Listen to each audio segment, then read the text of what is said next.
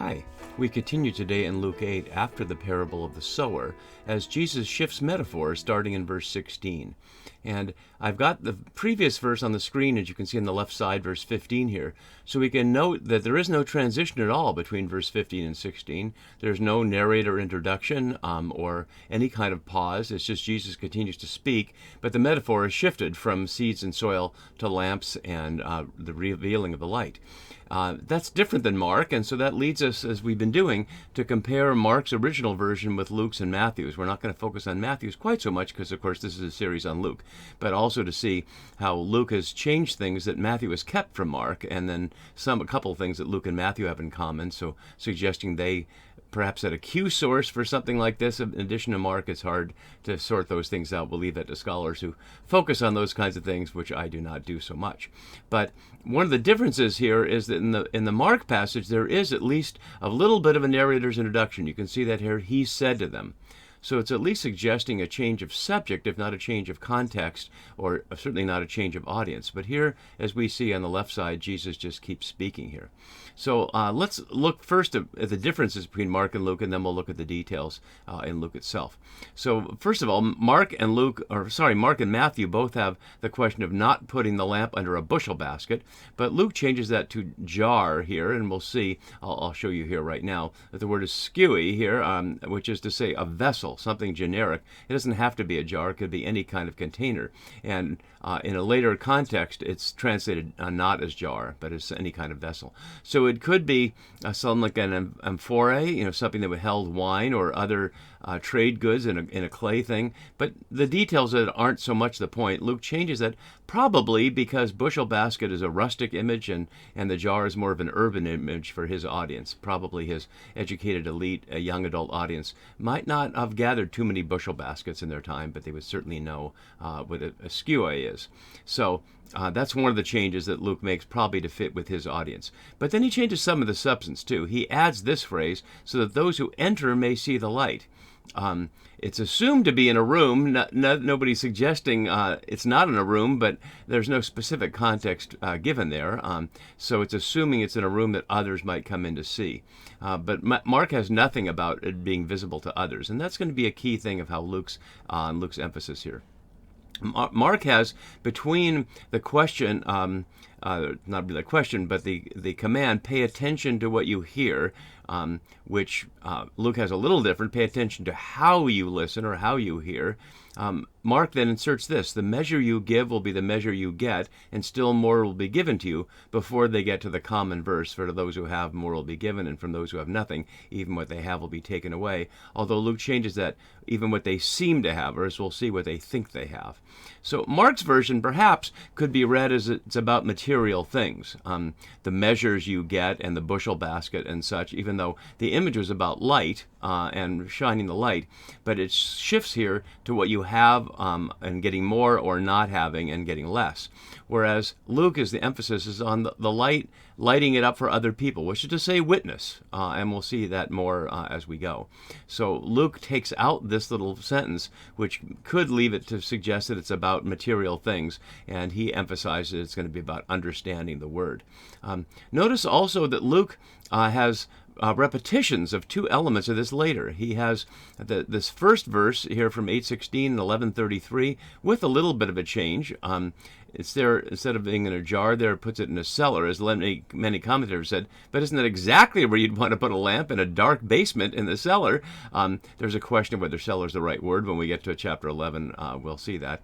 And then later he adds what appears in English to be very similar line to this one here. Nothing is hidden that will not be disclosed, nor is anything secret that will not become known and come to light.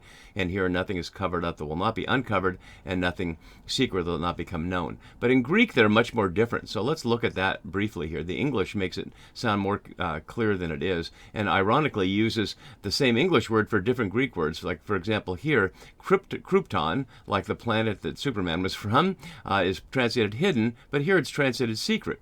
Whereas here the word for secret is apocryphon, apokryphon, you see there, kryphon, not krypton. slightly different there.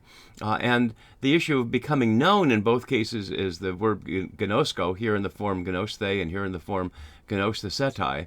But then this one adds and come to the light, phaneron elthei, echoing phaneron up here, translated as will be disclosed. But the same word, will be disclosed or will come to light. Whereas here the pair is, nothing is covered up, sugkekalumenon here, and apokaluptethai, which is say these are both from the root. This is apokalupto and this is subkalupto, unique here in the New Testament, only here. So these two words are closely connected. Not unveiled, if you will, and unveiled, or covered and uncovered. So this translation really does reveal that. But here they're not so much of a pair as they are here, whereas the phaneron pairs with here, but the English translation hides that. So paying attention to those details, and especially when we get to chapter 12. And Luke does this a number of times. He has these little doublets, different narrative contexts, which is to say where it is in the story will affect the interpretation of it. We'll see here it's probably more about the hypocrisy of the Pharisees, and the Pharisees and hypocrisy are not in vision here in chapter 8. And Matthew here adds these elements. It gives light to all in the house, as opposed to those who enter may see the light. As we've noted before in one of these comparisons, one of Matthew's central images of discipleship is being in the house, not just the physical house, but the house of disciples, as in the classic book by Michael Crosby, is a commentary on Matthew with that title, House of Disciples. But he also indicates the witness part. In the same way, let your light shine before others so they may see your good works and give glory to your Father in heaven. So Matthew lays out in more detail what is at least implied in Luke here about making things known, so that other people can see the fruit of the seeds that have been planted in good soil in you, which is to say the metaphor isn't all that different. Certainly the image of a seed in the ground is different than a light under a bed, but the point of something that's meant to be revealed that brings life in one case and light in the other are parallel there. So we've looked at the language of that in more detail. The two options of where not to put it is to hide it under this vessel or to put it under a bed, a clean A there. And obviously that's absurd. You'd set your bed on fire if nothing else. But to put it on a lampstand, luknios, and here's an image for a Roman lampstand. And so you can see a little oil lamp on top of the stand there. And these were very common in almost all houses. So you can see that that's the obvious intention there. So verse 16 is not anything theological in itself or anything particularly wise. It's simply ordinary common sense. If you're lighting a light, you put it on a lampstand so that it provides what you want it for, which is light to everybody. And then 17, though, does something a little different, because this is not exactly everyday common sense. There's actually no thing in the story, as opposed to a lamp and a jar and a lampstand. There are several nouns in there that are things, in a bed, but here there's not. They're just ideas. So let's look a little more closely and see how these things might fit together. One possibility, as my note down here suggests, that the first use of the saying expresses something about the fruit of discipleship, which would follow from the seed and the soil in the previous parable. The reprise about the nature of the opposing force, the Pharisees' yeast. So this first part could be about the fruit of discipleship, and this part about the Pharisees. But there's nothing in the context that suggests that specifically, so that's really just a guess.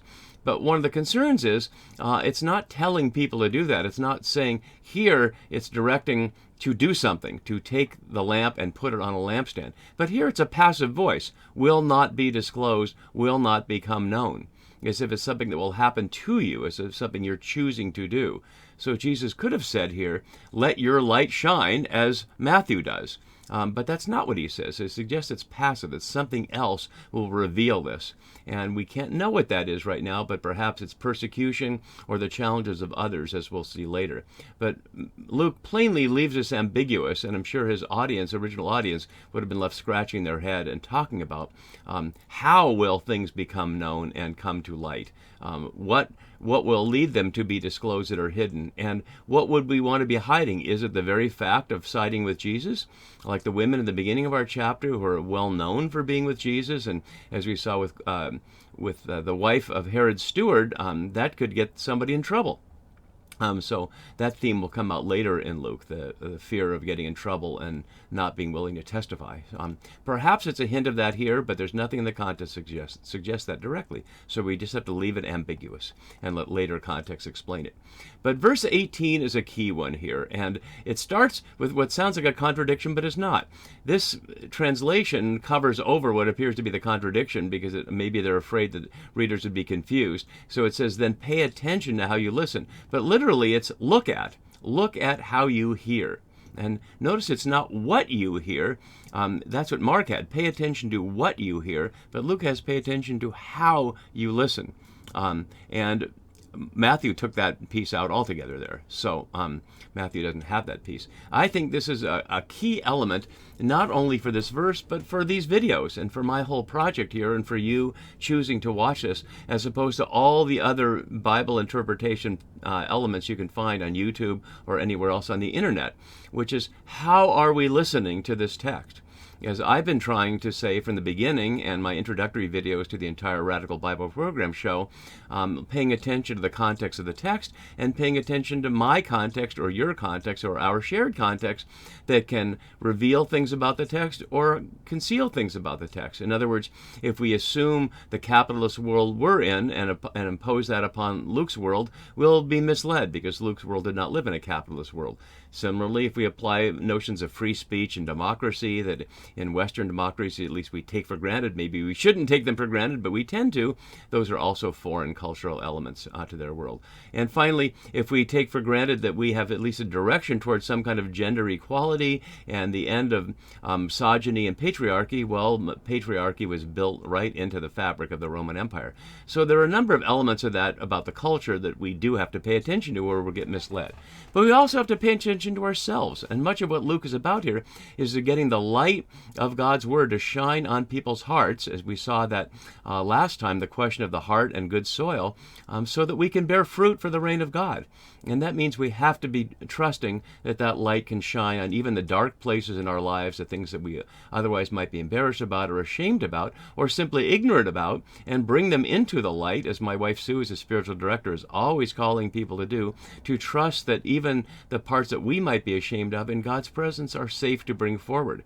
And certainly within a community of discipleship where shaming one another would certainly be inappropriate. It's not to say that people don't do it, because people can be sinful, but that's certainly not what Jesus would have in mind. They'd be supporting each other rather than criticizing each other. And that's certainly what Paul is addressing in 1 Corinthians, to get them to stop exerting status over one another, but for the people of the status that the Roman world gives them, to pay attention to those who don't and to bring them up so that all can be fully loved and welcomed within the community.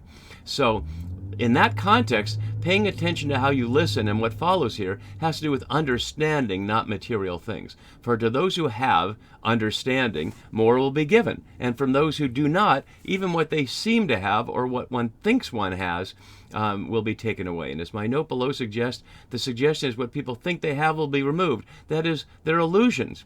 In other words, Jesus is calling people to be disillusioned. And we can think the experience of disillusionment is a sad one. We had a certain hope, and then it didn't come fulfilled, or it was based on something that wasn't true, and we're disillusioned. But an illusion means something that isn't real. And so to be disillusioned is to move out of a false perception into a truer perception. And one thing that empires about, the Roman or any others, is shaping people's perceptions so that people will be loyal to the empire. And the process of paideia, the Roman process of education that young adults were formed in to take their place in the empire, is exactly what Luke is opposing here. That the notions that the gods support Rome, as opposed to the God of Israel is the only God, and that's the voice behind Jesus, requires a shift from what they think they know into new things. And once they know that Jesus really is the source of life and that the Roman gods aren't real, then one can get more and more and more. And it will lead to what we see in the Road to Emmaus story, with hearts set on fire when the scriptures are opened up and the entire understanding of Jesus' way is revealed. And one last thing about this, the next passage is about the mother and brothers and whose family. And that also says something about the narrative context of our passage here. Because although this is also taken from Mark, it's from a different place in Mark. It's actually before the seed parable in Mark, in Mark 3. And here Luke has put it here. And perhaps that's to contrast it with the faithful women who've been following in his mission. And that's where we'll go next time. See you then. Bye-bye.